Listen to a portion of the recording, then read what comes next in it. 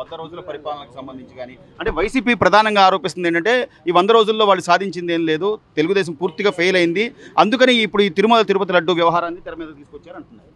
అసలు తిరుపతి లడ్డు వ్యవహారం అనేది ఇప్పుడు శ్యామలరావు ఒక ఐఏఎస్ ఆఫీసర్ కదండి. ఇప్పుడు అది తీసుకొచ్చింది ఎవరు? చంద్రబాబు, శ్యామలరావు. అసలు దాన్ని ఫస్ట్ ల్యాబ్కు పంపించి దాన్ని గతంలో చేసిన నెయ్యి సప్లై ఎవరు చేస్తారో పాతాలను పిలిపించి దాన్ని ఎంక్వైరీ చేసి చేపించింది శ్యామలరావు. ప్రభుత్వ ఉద్యోగం అంటే పార్టీలతో పని లేదు. అతను ఏది చేసినా కానీ ఎప్పుడైనా ఒక ప్రభుత్వ ఉద్యోగం అంటే ప్రజల మనిషి కాబట్టి ఆయన ఫస్ట్ శ్యామలరావుని అభినందించాలి నా లెక్క అయితే. ఎందుకంటే యాక్చువల్గా ఒక ఆఫీసర్ ఇవ్వండి ప్రజల పక్షాన ఇట్లా తప్పు జరుగుతుందనేది అబ్జర్వ్ చేస్తాడంటే అతను సిన్సియర్ వర్కర్ అయితేనే శ్యామలరావు ఆ పని చేయగలడు. దీనికి మూలాలు కూడా సార్ గత ప్రభుత్వ హయాంలో కొంతమంది భక్తులు ప్రసాదం క్వాలిటీ తగ్గిపోయింది, క్వాంటిటీ తగ్గిపోయింది, లేదా అన్న ప్రసాదాల్లో మనం కొన్ని వీడియోలు కూడా చూసాం, చద్దన్నం లాగా మెత్తటి అన్నం పెడుతున్నారు, ఇది మీరు నాశనం అయిపోతారని కూడా ఒక అతను వీడియో కూడా బయటకు వచ్చింది. ఏమండి ఇంటూ మన పిల్లలు కానీ భార్య కానీ ఇవాళ ఫుడ్ బాగాలేదమ్మా లేకపోతే ఏంటమ్మా అనేది మనం చెప్తే ఎవరన్నా చెప్తే చేసేవాళ్ళు సరిదిద్దుకునే వాళ్ళు అయితే వింటారు. వీళ్ళు సరిదిద్దుకునే ప్రసక్తి లేదు కదా. ఎవడ తప్పు ఇది కరెక్ట్ కాదంటే వాళ్ళ మీద ఏదో ఒకటి బైండ్ ఓవర్ కేసులో లేకపోతే వాళ్ళని బెదిరించడం భయభ్రాంతులు చేయడం జరగడం కాబట్టి అది జరిగింది. ఎవరైనా చెప్తే ఇది కాదు, ఇది ఇప్పుడు పిల్లలు చదువుతున్నారు, చదవకపోతేనే కదా ట్యూషన్ పెట్టేది, కొంచెం మార్కులు బాగా రావాలనే ఉద్దేశంతో ఏదన్నా కానీ అట్లాంటిది ఏమీ లేకుండా వీళ్ళు ప్రజల మనిషి ఇప్పుడు చేయాలనే ఉద్దేశం ఏమైనా ఉంటే దానికి చేస్తారు. అది ప్రజల్లోకి మనం అందరితో ఉండాలనేది లేదు. నేను చెప్పినట్టే ఆయన వ్యవహారం అది. కానీ సార్ ఇది కొన్ని కోట్ల మంది భక్తులకు సంబంధించిన మనోభావాలకు సంబంధించిన వ్యవహారం. ఇప్పుడు దేశ విదేశాల నుంచి కూడా తిరుమల క్షేత్రం అంటే ఎంతో పవిత్రత కలిగింది, కనీసం ఆ కోణంలో కూడా ఆలోచించాలి. అసలు అంటే ఇది వచ్చినాకంటే అసలు దేశంలో కాదండి అసలు ప్రపంచంలోనూ ఒక హిందూ ఇప్పుడు క్రైస్తవ అవనే ముస్లిం అవనే ఎవరైనా ప్రసాదం అనేది ఎవరిచ్చినా తీసుకుంటారు. అసలు అది ఆ ప్రసాదంలోనే ఇంత కల్తీ జరుగుతుందంటే అసలు 10 వారం రోజుల నుంచి ఎంత ఆందోళనగా ఉందంటే అసలు ఎవరిని నమ్మాలి. ఇప్పుడు నిన్న ఆయన రమణ దీక్షితులు గారు చెప్తున్నారు, అసలు మేము చేస్తుంటే కూడా మాకు ఈ కొన్ని పదార్థాల్లో మాకు చేతులు కూడా రాలేదు, మేము చేయడానికి పాపం చేసామనేది ఆయనే బయటపడ్డారు. అది గనక లేదనుకోండి ఎవరికాళ్ళు చేసిన తప్పు కనుక ఒప్పుకోకపోతే ఆ భగవంతుడు ఎప్పుడైనా సరే ఆ చేసిన పాపానికి ఎవడైనా శిక్ష అనుభవించక తప్పదు ఖచ్చితంగా. కానీ మరి దీని రాజకీయాలతో ముడిపెట్టి మీరు 100 రోజుల పరిపాలన సక్సెస్ కాలేదు అందుకని ఇది తీసుకొస్తున్నారంటే ఏమండి ఆ లెక్క అనుకుంటే మరి నిన్నటిదాకా తుఫాన్ వచ్చింది పని చేయలేదన్నారు అంటే తుఫాన్కి మర్చిపోతారని ఇది ఒక లడ్డు ప్రసాదం అనేది ఒక కోణమా?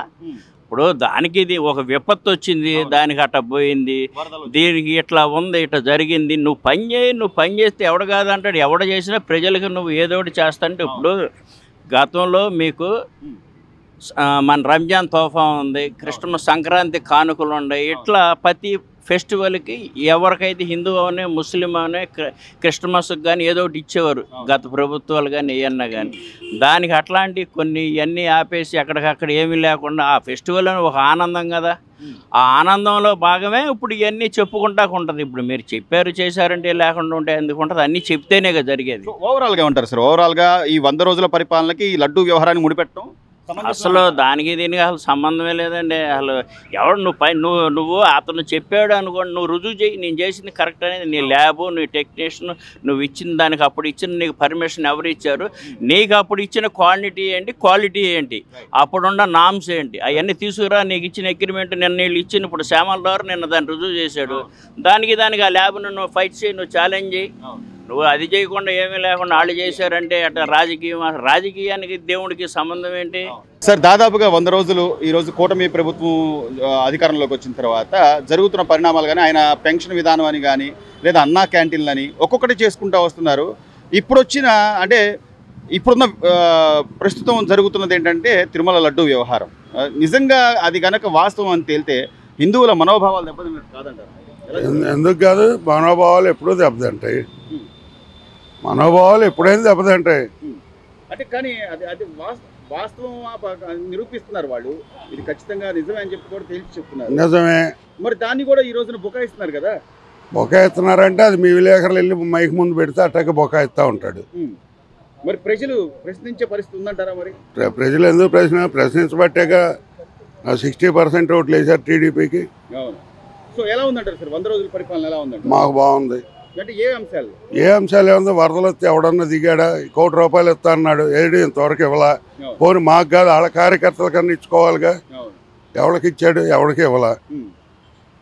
అంటే కేవలం బురద జల్లే నెపం, లేకపోతే ఏదో ఒకటి ప్రెస్ మీట్ పెట్టి ఏదో ఒక ప్రభుత్వాన్ని నిందించే దానికి ముందు ఉంటున్నారు తప్ప, మీరు అన్నట్టుగా ఆ రోజున వరదల్లో మేము వస్తాం మా కార్యకర్తలను కూడా కలుపుకుని వెళ్ళండి అని చెప్పి. ఏమండి కిందసారి వాళ్ళ గవర్నమెంట్లో ఏమన్నా వచ్చినప్పుడు, కరువు కానీ వచ్చినప్పుడు చంద్రబాబు నాయుడు తన కార్యకర్తలతో తన ఎమ్మెల్యేలని ఎంపీలను తీసుకుని వెళ్ళి చేయలేదా సహాయం? చేశారు. చేసినప్పుడు ఇప్పుడు ఆయన చేశాడు, మరి వీళ్ళు అసలు ఎందుకు రారు, ఎందుకు దిగరు? సో ఉన్నవాళ్ళు కూడా ఈ రోజున పోనీ ₹1,00,00,000 ఇస్తా అన్నాడు, ఏది ఇంతవరకు అతి గతి లేదు. పోనీ మాకొద్దు, మా కార్యకర్తలకి మా వాళ్ళకొద్దు, వాళ్ళ కార్యకర్తలకు ఇవ్వాలిగా, వాళ్ళ వాలంటీర్లకు ఇవ్వాలిగా. వాళ్ళు ఉన్నారుగా, 40-50 మంది వాలంటీర్లు ఉన్నారుగా దాంట్లో వరదల్లో. సో అంటే ఇక మారంటారా జగన్మోహన్ రెడ్డి గారు ఆయన ఆలోచన ధోరణి కానీ? ఇక అది ఆయన మనస్తత్వం, మనం ఏం చెబుతాం. ఈరోజు అంటే వాళ్ళ నాయకులు కూడా ఒక్కొక్కరుగా జారిపోతున్నారు. మనం చూసాం ఈ రోజున సామినేని ఉదయ్ భాను గారు జనసేనలోకి. అవన్నీ ఒట్టిదండి, వాళ్ళ ఆస్తులు కాపాడుకోవడానికి పార్టీలు మారుతున్నారు అంతే. అంతే మా ఉద్దేశం అయితే. అంతేగాని ఏనాడు మా మోహన్ చూడనాళ్ళు వాళ్ళు ఎందుకు పరిగెత్తుకొస్తున్నారు జనసేనలోకి? వీళ్ళేంటి టీడీపీలో రాకుండా జనసేనలోకి వెళ్తున్నారు, వాళ్ళ ఆస్తులు కాపాడుకోవడానికి వెళ్తున్నారు అంతే. ప్రేమతో ఏం రాలా, ఏం లేదు, ఏం లేదు. ఓవరాల్గా ఉంటారు సార్. ఓవరాల్ ఇప్పుడు ప్రజలు ఆల్రెడీ 11 సీట్లకే పరిమితం చేశారు. అయినా కూడా ఆయన ఏదో ఒకటి బురద చల్లుదామనే నెపంతోనే చూస్తున్నారు, లేకపోతే బెంగళూరు లేదా అసలు లండన్ వెళ్ళిపోదామని చూస్తున్నారు.